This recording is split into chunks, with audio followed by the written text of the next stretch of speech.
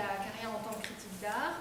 En 1998, il a fondé la revue en ligne panoply.org et puis exploré avec de nombreux artistes les nouvelles possibilités offertes par un média qui est encore naissant, à savoir Internet.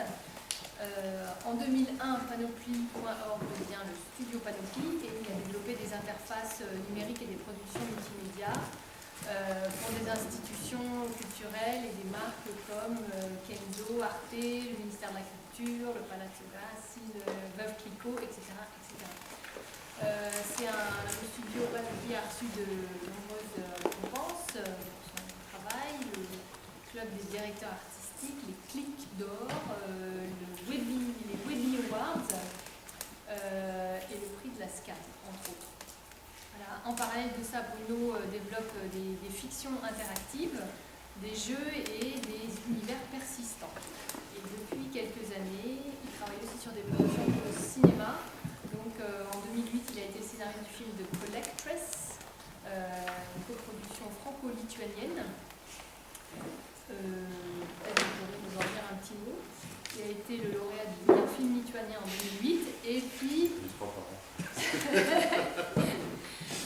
en 2010, il travaille en tant que scénariste et producteur, production designer sur le film Vanishing Way. Plus ambitieux, qui est en post-production en ce moment. Donc voilà, son intervention s'intitule Une esthétique des jeux vidéo ou comment il continue de questionner les codes de représentation de l'histoire de l'art. Non, enfin, voilà, pour présenter, je ne savais pas trop un peu, c'est vrai que ça va partir un petit peu dans tous les sens, ça va être un peu jazzy. La batterie qui est faible, oui, pour l'instant, on mangera.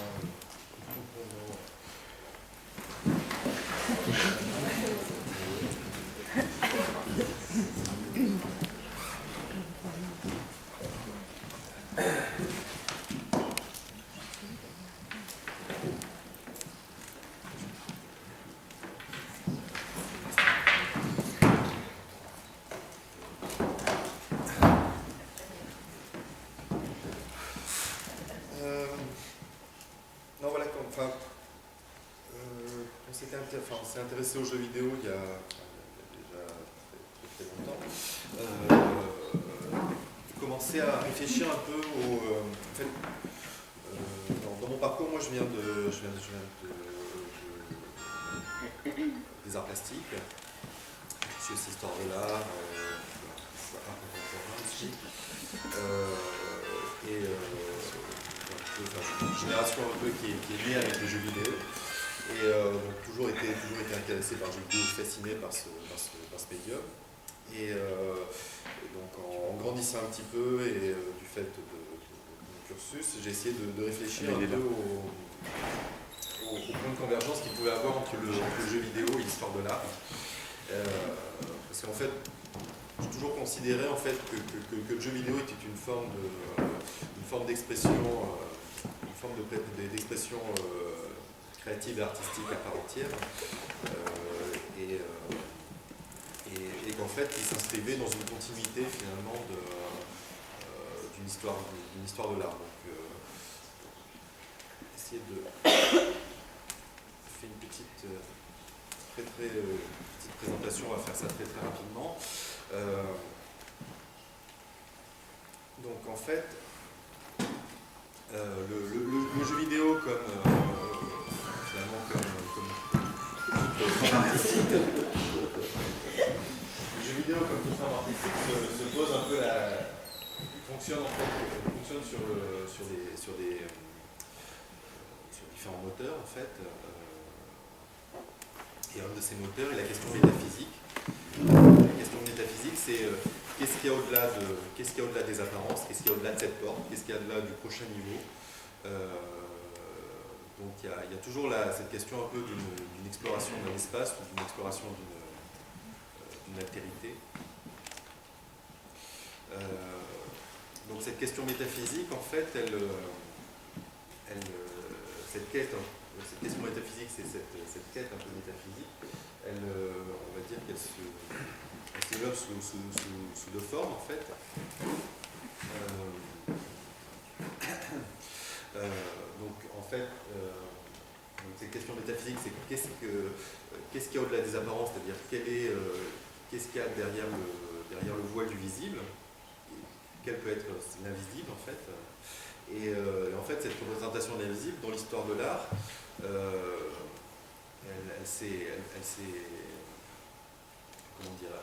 solutionnée de deux façons, c'est-à-dire en creux, ce que j'appelle en creux, c'est-à-dire l'imitation du réel, le réalisme, c'est-à-dire on va représenter l'invisible en représentant ce qui est visible, et l'invisible va apparaître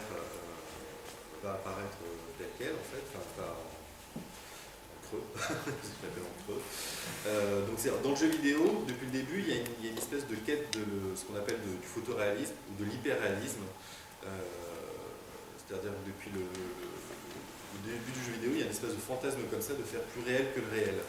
Et on arrive, par exemple, là dernièrement, il y a un jeu qui est sorti, je ne sais pas si vous connaissez, qui s'appelle Skyrim, certains peut-être connaissent, où c'est la recréation d'un monde médiéval mais complet avec les évolutions de la météo, la moindre vie, en fait, on se balade, il y a les moindres fourmis sur les troncs d'arbres, il y a les poissons qui sautent dans les rivières et tout ça. Et il y a un critique de jeux vidéo qui a dit voilà, enfin, devant l'immensité des possibilités et la représentation comme ça aussi bien de l'infiniment grand que de l'infiniment petit dans ce jeu, il y a vraiment un sentiment métaphysique qui se dégage. C'est-à-dire que vraiment on a l'impression qu'il y a quelque chose d'autre au-delà. Donc le jeu vidéo depuis le début en fait questionne aussi ces problématiques.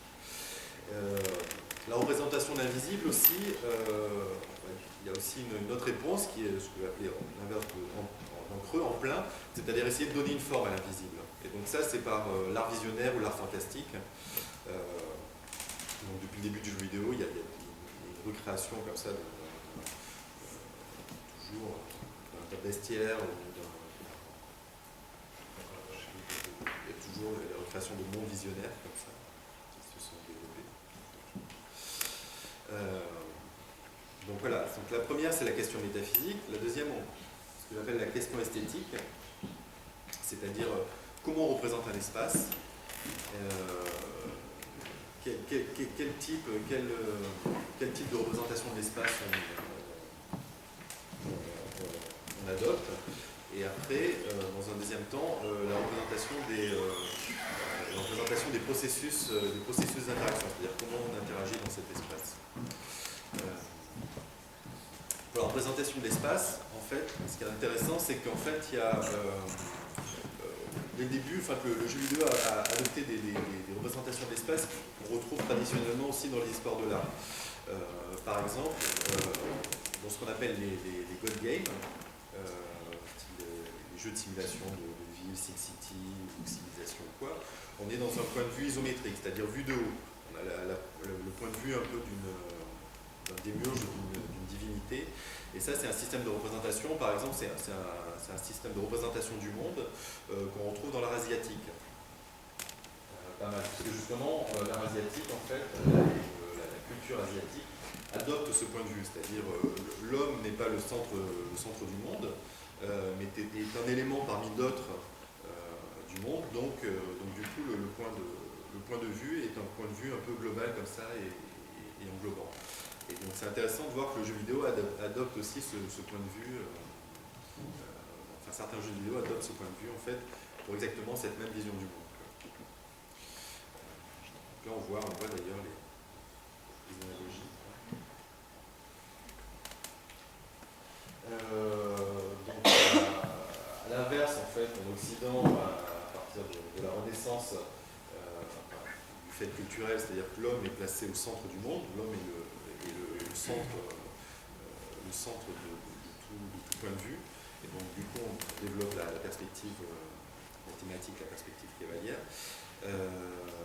Et ce qui est intéressant, c'est de voir que donc les jeux vidéo voulant représenter le monde du point de vue de l'être humain, donc développent aussi cette 3D avec cette perspective cavalière.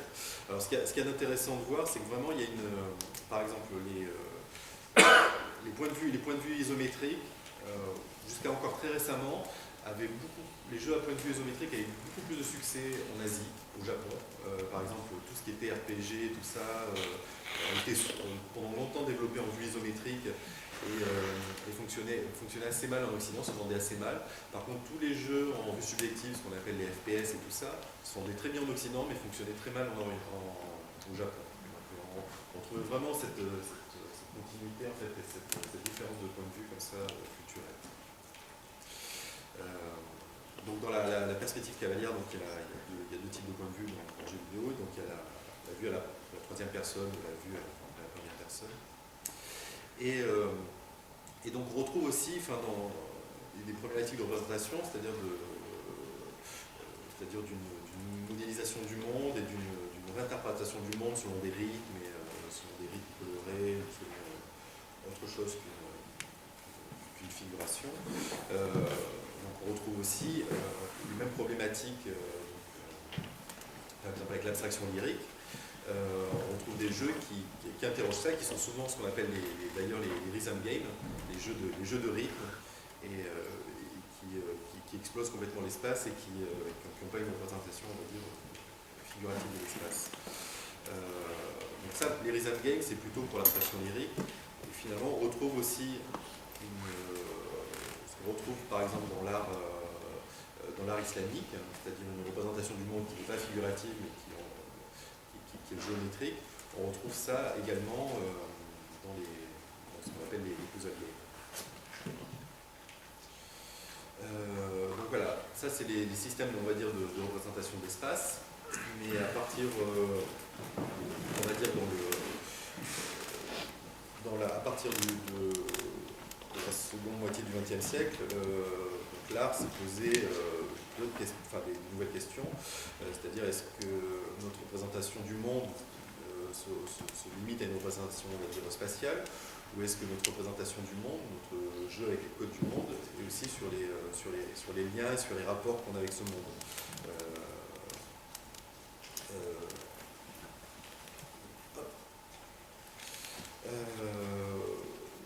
Donc à partir de là, dans les années 70 par exemple, il est apparu les performances et tout ça, et l'idée en fait c'était d'utiliser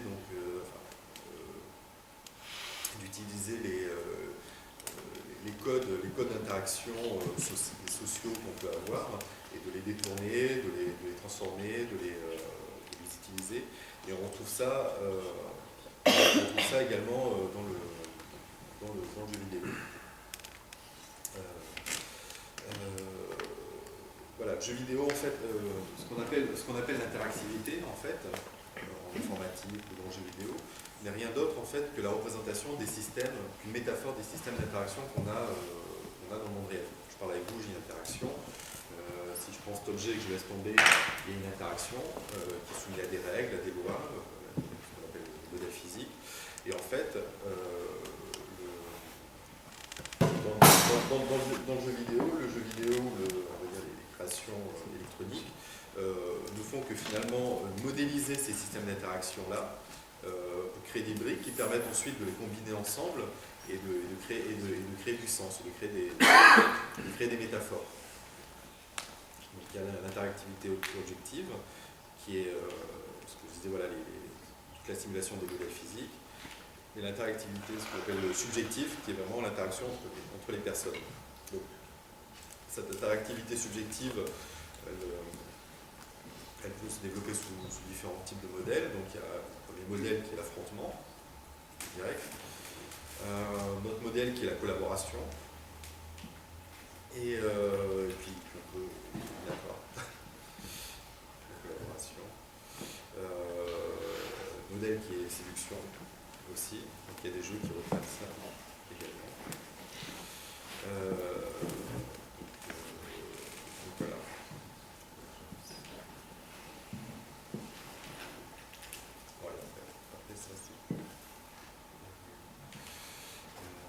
Ça c'est sur les systèmes, en fait, les systèmes dominants imaginaires, en fait. C'est-à-dire qu'on peut se rendre compte qu'en fait, les jeux vidéo développent des représentations de mondes imaginaires, mais ces mondes imaginaires sont souvent très, on va dire, stéréotypés.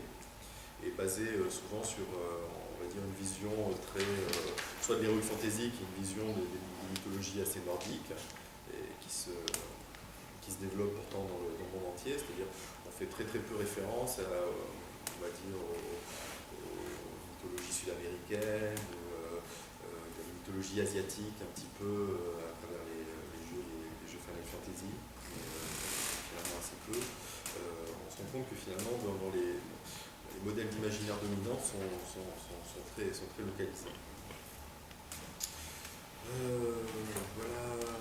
Voilà un petit peu, enfin en tout cas une mise en contexte un petit peu de nos recherches, un petit peu un cadre, une matrice, parce qu'on travaille beaucoup par système de matrices en fait. L'idée en fait c'est de créer des matrices narratives, et ces matrices narratives en fait, ces grilles servent un petit peu à partir de là à assembler, à agglomérer différentes choses, différentes qui soient aussi bien formelles que conceptuelles. Voilà déjà s'il y a des questions sur ça déjà dans un premier temps. J'étais juste en train de me dire qu'en fin de compte, c'est une espèce de contradiction entre la nécessité de créer un monde imaginaire dans un monde qui n'existe pas, et puis la volonté de coller le plus possible au réel pour faciliter la projection en fait. Donc dans les mondes vidéo, mais aussi dans la science-fiction, le cinéma, en 3D de façon générale. Vous voyez ce Oui, il y a ces. presque Il y a ce. Qui est plutôt à l'avantage actuellement de plus en plus au libéralisme en fait. C'est vrai qu'il y a pas mal d'expérimentations sur les mondes vraiment imaginaires et tout ça, enfin, de plus en plus, où disparaissent. Ce qui est intéressant par exemple, les Mario. Les Mario en 3D étaient très intéressants parce que justement, ils travaillaient par exemple sur un fantasme qui était la transformation des lois de la physique. C'est-à-dire dans Mario, par exemple, on peut à un moment donné activer un interrupteur qui va complètement transformer le haut et le bas, ou qui va complètement transformer les propriétés physiques de certains objets. Et ça, en fait, il y a une grosse phase d'expérimentation il y a quelques années, mais finalement, c'est en train de se perdre de plus en plus au profit de vraiment de processus hyperréalisme très cadré.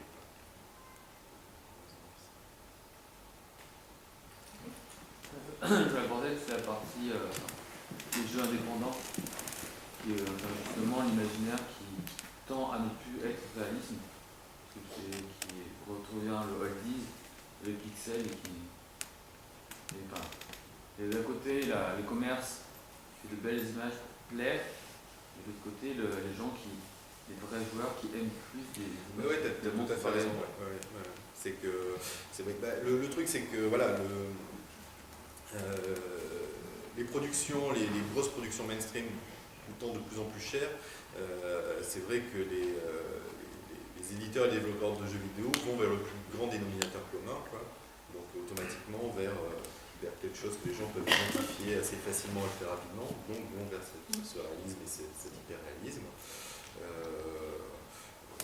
Vont aussi vers ces univers, on va dire, à la fois ou de science-fiction ou d'heroic fantasy qui sont très normés, qui sont très identifiés paradoxalement dans le monde entier. C'est-à-dire que c'est un modèle vraiment culturel qui a été imposé, qui aussi bien en Amérique du Sud, il s'identifie à des modèles de mythologie nordique, quoi, de vikings. C'est ça qui est assez étonnant, aussi bien au Japon. Mais bon, en tout cas, oui, c'est ce modèle. Et c'est vrai que la scène indépendante, c'est-à-dire que les modes de distribution aujourd'hui s'ouvrant avec la possibilité du téléchargement des jeux, les Xbox Live, les PlayStation Network et tout ça, qui permet aussi et aussi la distribution comme les Apple Store et tout ça, donc sur tablette, qui permet vraiment, les Android Store, qui permet de diffuser les jeux, en tout cas de manière plus, en suivant un peu les modèles de distribution habituels, permettent à la scène indépendante de se développer. Cette scène indépendante, c'est vrai qu'elle-même est beaucoup plus, a tendance à expérimenter beaucoup plus et à pas aller dans ces codes hyperréalistes, pour deux raisons d'ailleurs, par goût et aussi par économie de moyens, parce que c'est vrai que c'est aussi une économie de moyens.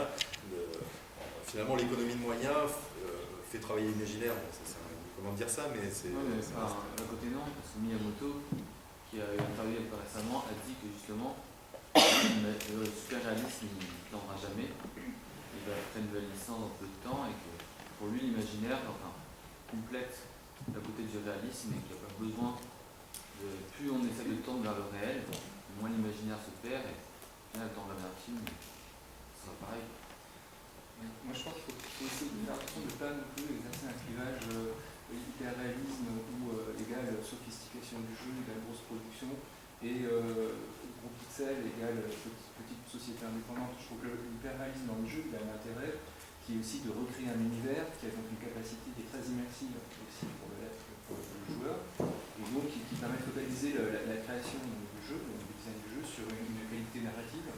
Et c'est ce qu'on a développé le cinéma pendant tout le XXe siècle. René Méliès, quand il cherche à recréer des univers aussi, lui aussi il cherche ce réalisme. Donc du coup, je pense qu'il n'est pas forcément réducteur. Il est juste, c'est juste qu'il demande des gros moyens et qu'effectivement l'industrie, en tout cas les grosses entreprises, les ont. Ensuite, c'est vrai que dans un autre côté, on peut aussi critiquer la scène indépendante quelque part, qui reste avec donc, son économie de moyens. C'est ce que je disais en fait. Je disais que voilà. c'est pas forcément un choix esthétique, c'est aussi des fois une économie de moyens, une facilité d'aller vers le gros pixel et du coup de le prôner comme un choix qui des fois est plutôt une contrainte. Et si on donnait les moyens à cette scène indépendante, ils iraient peut-être vers l'hyperréalisme également. C'est pas ce qui définit forcément la qualité du jeu et le gameplay. On est d'accord. De toute façon, voilà, ce que je voulais montrer, c'est que si on regarde un petit peu le jeu vidéo, on peut faire une analogie avec l'histoire de l'art, et de la même façon que dans l'histoire de l'art, on a des, c'est pas un processus linéaire, mais on a des processus cycliques, et le jeu vidéo c'est pareil, il suit un peu les mêmes courbes, quoi. Il va avoir des... je vais montrer par exemple, bon ça c'est un projet qu'on a fait en 2002, un projet de jeu donc, qui s'appelle Society, certains connaissent peut-être. Donc l'idée c'était de développer 4 univers. J'ai pas de son.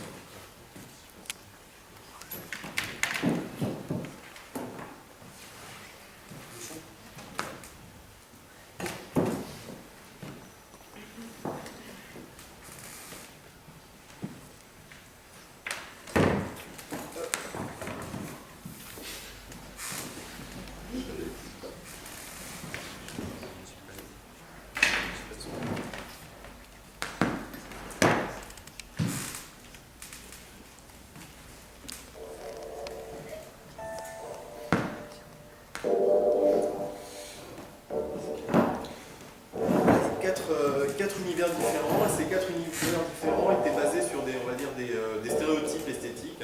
Le premier, donc, ce qu'on appelle l'univers organique. Donc c'était justement sur un stéréotype esthétique qui est en fait tout ce qui est le bio-art, l'art organique, mais qui va à la fois, qui part, on va dire, de Rubens, du baroque, en passant par Hans Arp, les montres molles de Dali.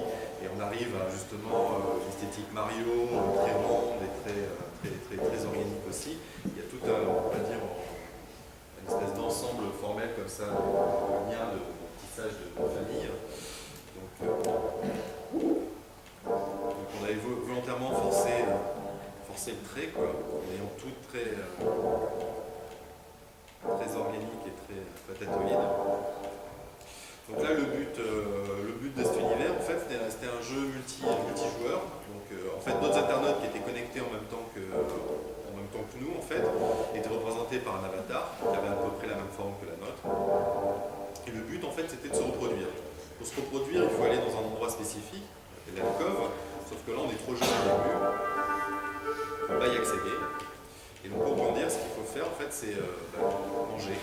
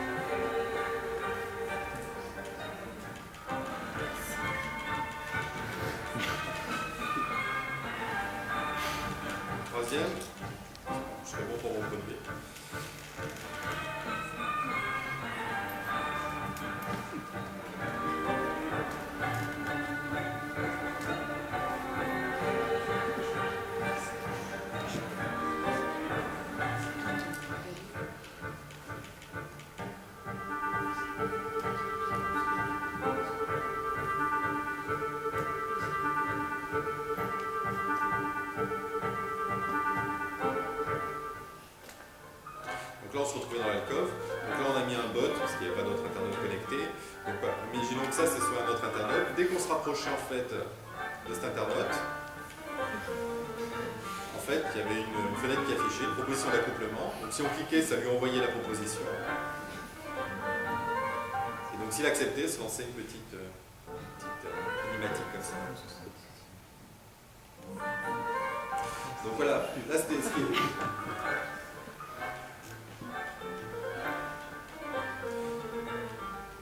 Voilà, au bout de 3, je m'en rappelle, on va en faire une autre.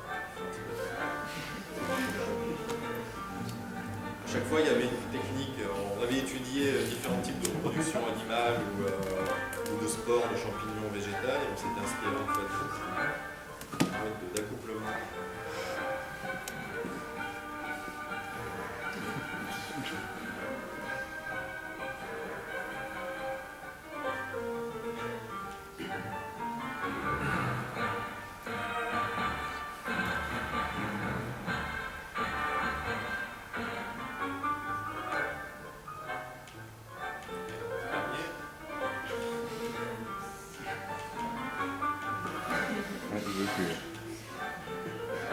Déjà fait.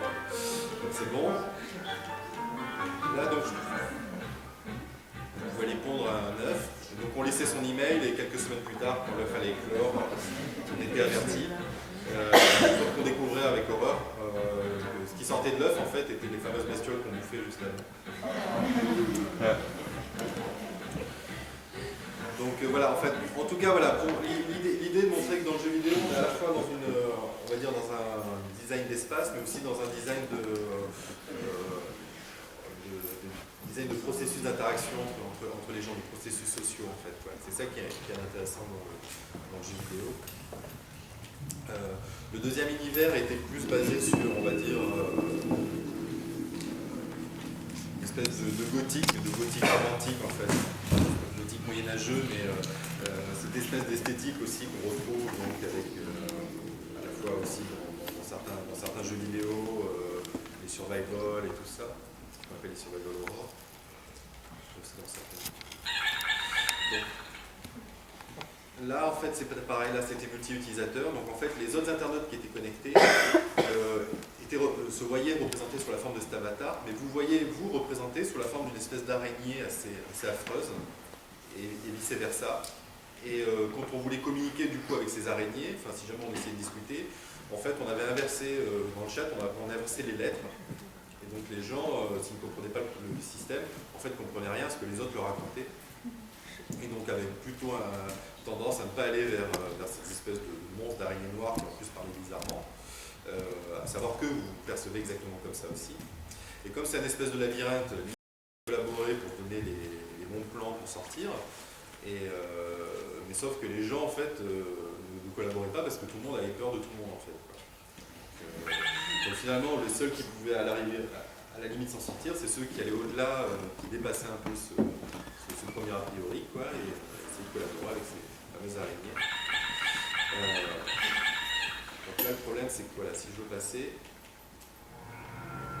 le passage est bloqué, donc le seul moyen de passer,